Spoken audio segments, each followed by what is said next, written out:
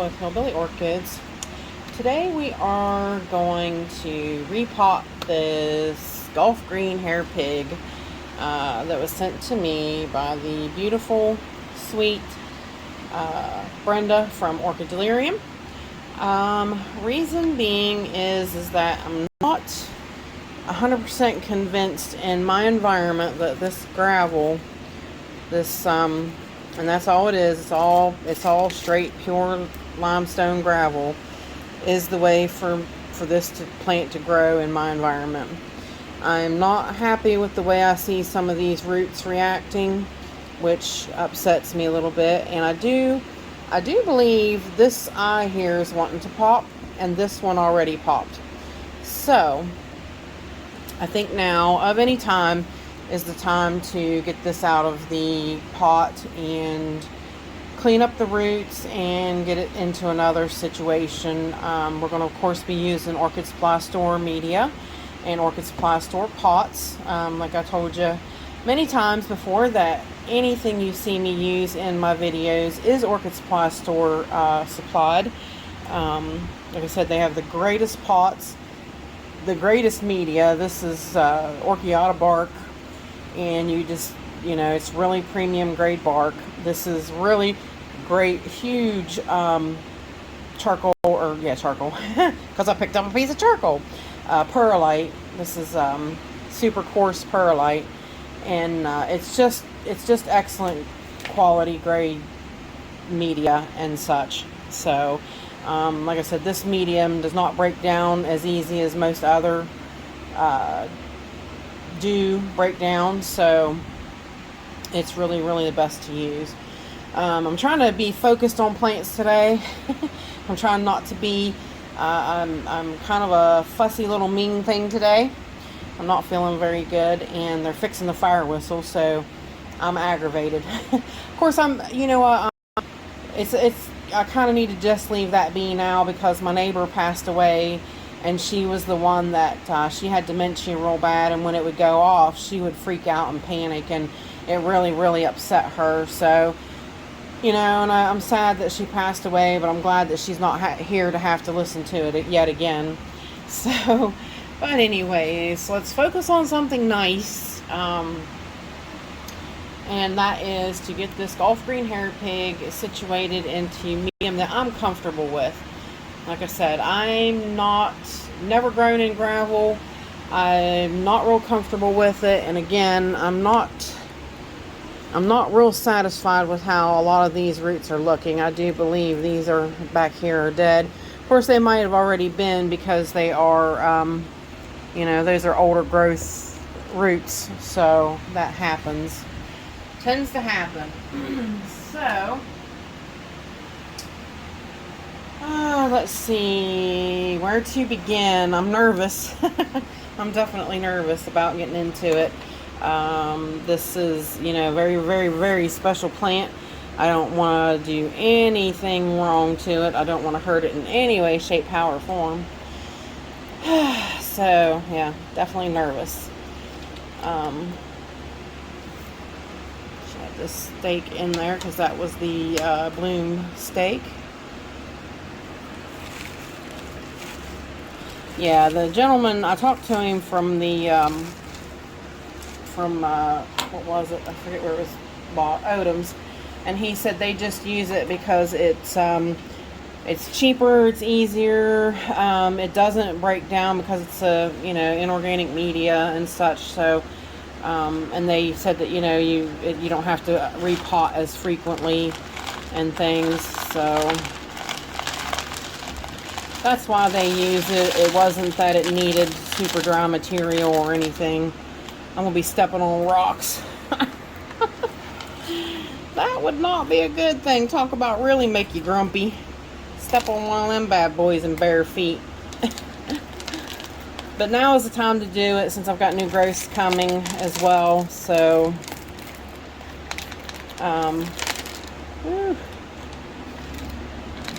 that's definitely optimal time to do any cattleya, or really any orchid, because you do have fresh new roots coming, and it won't be an issue. Now, I'm not going to fuss and fight much of the medium. And that gentleman's actually right. He said, you know, you'll notice on the top layer of that it will be dry, but in the middle will still be wet. And he's absolutely 100% right. I figured he was. I was like, you know, because it's thick, so it would stay moisture in the middle longer. You know, he was definitely right in that, because I feel it is moist. And I watered, today is Friday, and I watered when did I water? Last Thursday. Last Thursday. So, yeah, if some of the gravel winds up staying, I'm not going to be real upset about that. And that's okay. I just want to get the majority of it. And then get some of this stuff cleaned up and out of the way, so that I don't knock it off and step on it. There is lots of time-released fertilizer in there. Hopefully you saw that before it rolled down off my hand. Now I really hope everybody's having a fantastic day. I'm definitely trying to just make mine better. We don't always have great days, do we? Not always. I'll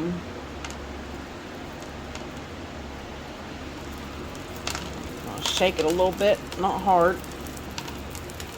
Just, oh, that's not good. Just enough to shake off some of the excess. Probably not even going to cut much of the root system off, because I really thought it's dead. I really thought that I thought the root system would be bigger. I did. So, but I really think that this plant will thrive better in medias that I'm comfortable with in my environment. So that's why we're doing all this.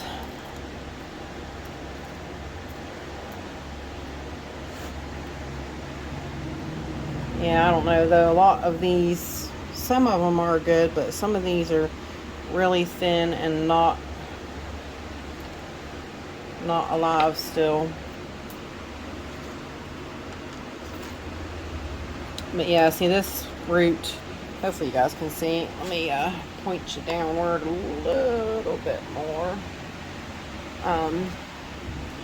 This should be a new root that should be taken off, and it's definitely not at the end. So like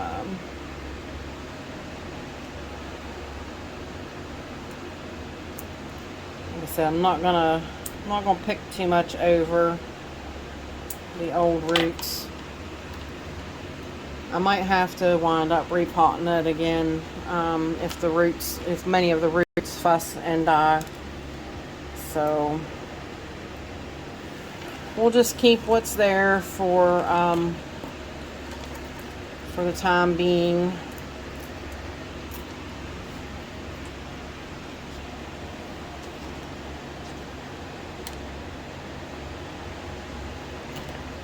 That one's split right away, so I guess I'm just going to go ahead and take it off. Yeah, see, that one's all chewed up. I don't know why, other than it's mostly dead. But let me, I'm going to pause the video and see what size pot we can find to put her in, and I will be right back. Sponsored by the Orchid Supply Store. It is literally your one-stop shop for anything and everything you could possibly need orchid related, and they even sell orchids. Use my name code Hillbilly in the code section for a 12% viewers discount. So go check them out, y'all. Okay, we are back. I'm going to go with this 6-inch Orchid Supply Store pot. It's clear, nice pot. This one of the really thick ones. Should be just win-win. Should be a definite win-win situation. Oh, you know what I need? Still good girl. My fan blows so hard that I'm scared to leave it stand on its own. The wind could come back by, the fan could spin back through and knock it right off. So I need a poker to poke stuff down in there. And then see too, this will give this plant more of a chance to grow. Like these growths will come out some more, but then still it'll be another year for this plant to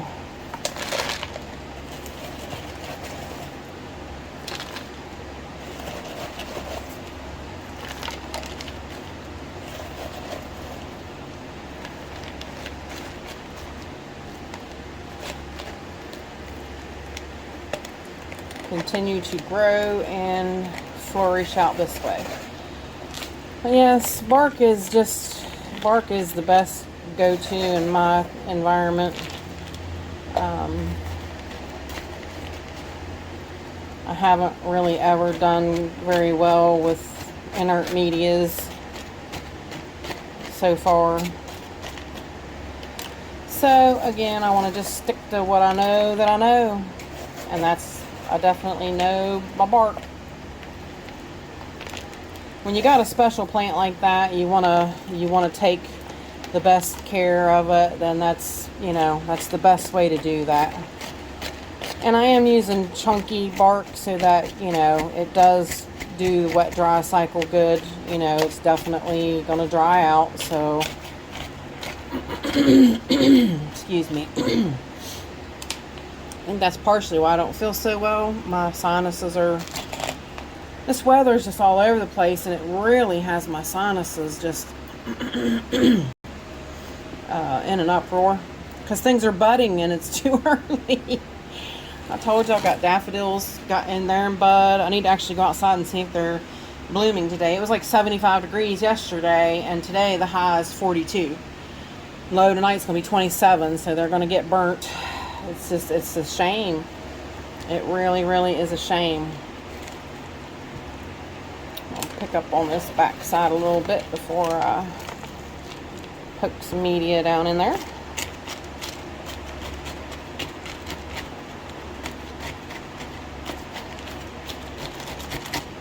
Yeah, I don't know. Like I said, everything's too early. We've got robins here. The robins were still here in December, and I don't really know why. Me and Michael was talking about it. He said some of them don't leave, and I was like, well, I've never had them around here. I can't say that, that I've ever seen them here in the 22 years I've lived here, and I grew up here. Like, I've never seen them at home either, and I didn't move that far from home. But, the ladybugs are out. I've got ants. I've got, daffodils blooming. The snowdrops have bloomed. It's all entirely too early for it all. It's just crazy. I fear, that everything is going to get burnt. Because the winter's not over. It's not even the end of February yet. I mean, we've still got 3 months that things could really happen in that time frame, So, I'm going to put this, this came, like I said, to hold the, to protect the spike, down in there. I want to put it back in there just to kind of hold her stable till the roots take off and really, then hold her stable. And then I can always remove it. But it's just best to keep the plant stable until it's ready to, be rooted itself and take off. And there we go. Looks pretty good, guys. I'm happy with that. Put a little bit more right here around the new roots. And hopefully from here she will take off and grow really good. I am going to once again make sure, and I will do it while we're talking.